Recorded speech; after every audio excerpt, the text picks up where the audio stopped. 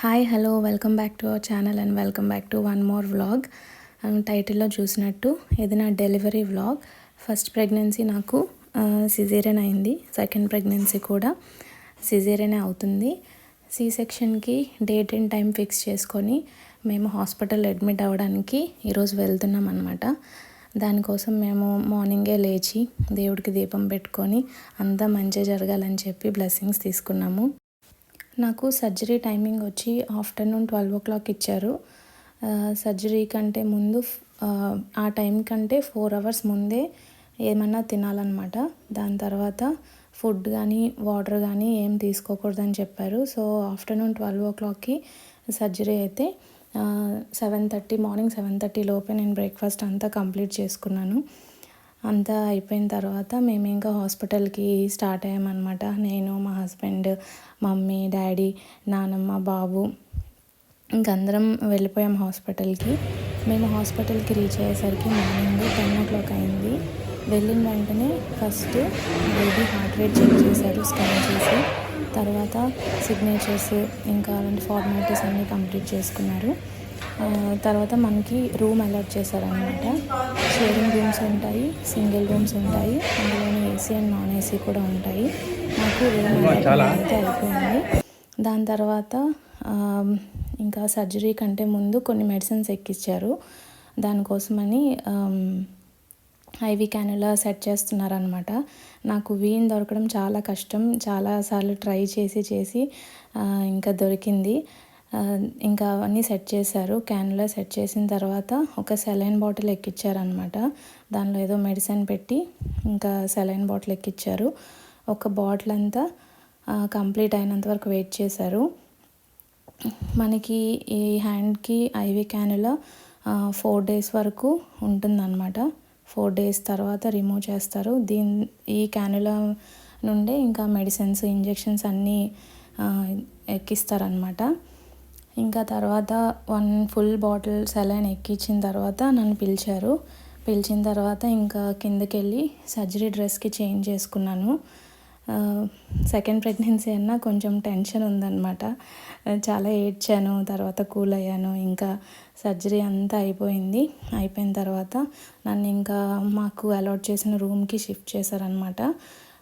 బాబు పుట్టాడు. ఫస్ట్ కూడా బాబే, హిమాంశు, ఇప్పుడు కూడా బాబే. సో ఇంకా మాకు అలాట్ చేసిన రూమ్కి మమ్మల్ని షిఫ్ట్ చేసేసారనమాట. సర్జరీ అయిన తర్వాత అనస్థీషియా ఒక 2-3 hours అలాగా రికవర్ అవుతూ ఉంటుంది అనమాట. అనస్థీషియా బాడీ నుంచి వదిలిన తర్వాత నేనైతే ఒక 2-3 hours వరకు చాలా ఫుల్ పెయిన్ సఫర్ అయ్యాను. సెలైన్స్ ఎక్కిస్తున్నప్పుడు నాకు ఫుల్ షివరింగ్ వచ్చేసింది అనమాట. షివరింగ్ వచ్చినప్పుడు సెలైన్స్ ఎక్కించకూడదని చెప్పి తీసేశారు. ఈ పెయిన్కి పెయిన్ కిల్లర్స్ ఇవ్వడానికన్నా సెలైన్ ఆఫ్ చేశారు కాబట్టి ఇవ్వడం కుదరలేదనమాట. చాలా పెయిన్ సఫర్ అయ్యాను. దాని తర్వాత షివరింగ్ తగ్గిన తర్వాత నాకు పెయిన్ కిల్లర్స్ ఎక్కించారనమాట. అప్పుడు కొంచెం బెటర్, పెయిన్ తగ్గింది. ఆ తర్వాత ఇది Day 1 మొత్తం సెలైన్స్లోనే ఉంటాము. ఇంకా ఫుడ్ ఉండదు, వాటర్ ఉండదు.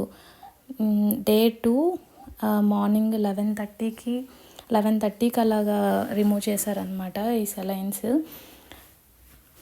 సర్జరీ అయిన 2 days వరకు మనం మూవ్ అవ్వడానికి ఉండదన్నమాట.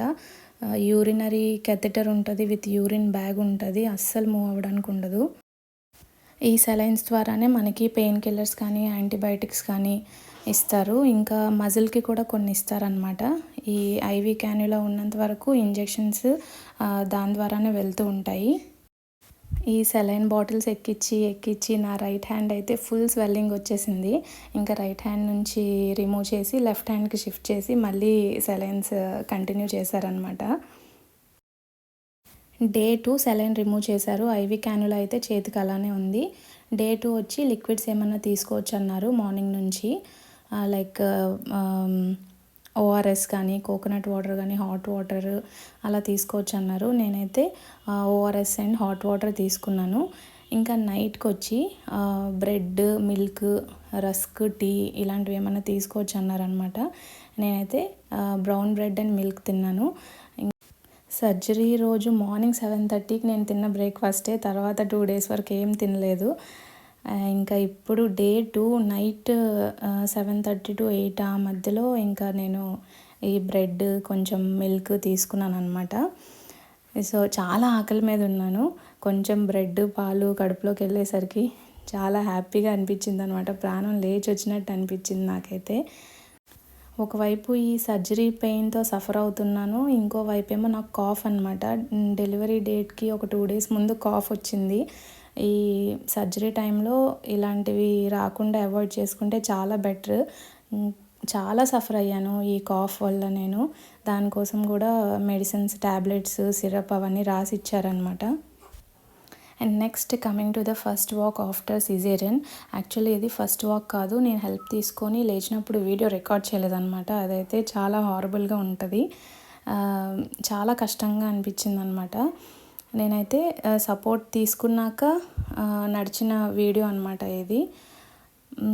డే 3 నైట్కి అంతా ఏ సపోర్ట్ లేకుండా నేను లేచి కూర్చొని నడవగలిగాను. స్టాఫ్, నర్సు వాళ్ళందరూ వచ్చి ఫస్ట్ నన్ను లేపినప్పుడు పక్క రూమ్ వాళ్ళు పేషెంట్ చాలా తొందరగా లేచారు, నడిచారు అని చెప్పారు. నువ్వు చాలా సెన్సిటివ్గా ఉన్నావు అని చెప్పారు. ఎస్, నేను చాలా సెన్సిటివే. ఈవెన్ చిన్న ఇంజెక్షన్ కూడా భయపడతాను అనమాట. ఇంకా ఇంత పెద్ద సర్జరీ అంటే నాకు చాలా భయం. సో నా బాడీ ఎంతవరకు రెస్పాండ్ అవ్వగలదో అంతవరకు రెస్పాండ్ అయ్యాను. నిదానంగా టైం తీసుకొని నేను కూడా వాక్ చేయగలిగాను అనమాట, ఏ స్ట్రెస్ లేకుండా. తర్వాత డే 3 లేపుతారనమాట. యూరిన్ క్యాథెటర్ అన్నీ తీసేసిన తర్వాత లేపుతారు. అప్పుడు మనం వాష్రూమ్ అవన్నీ యూస్ చేసుకోవచ్చు. తర్వాత ఇంకా బ్రేక్ఫాస్ట్, ఇంకా ఫుడ్ విషయానికి వస్తే బ్రేక్ఫాస్ట్ ఇడ్లీ అవన్నీ తీసుకోవచ్చు. ఇంకా ఫైనల్లీ డే 4 ఈ video clip. Finally my hands are free from IV cannula and salines. Doctor వచ్చి బేబీని, నన్ను చెక్ చేశారు. అంతా బాగానే ఉంది, డిశ్చార్జ్ అయిపోవచ్చు అన్నారనమాట. ఇంకా మేము డిశ్చార్జ్ అయిపోయి డే 4 ఆఫ్టర్నూన్కి అంతా డిశ్చార్జ్ అయిపోయి ఇంటికి వచ్చేసాము. సో ఇది నా ఎక్స్పీరియన్స్. అందరికీ ఇలానే ఉంటుందని చెప్పలేను. Hope you guys like this video. See you in the next video. Until then take care and bye.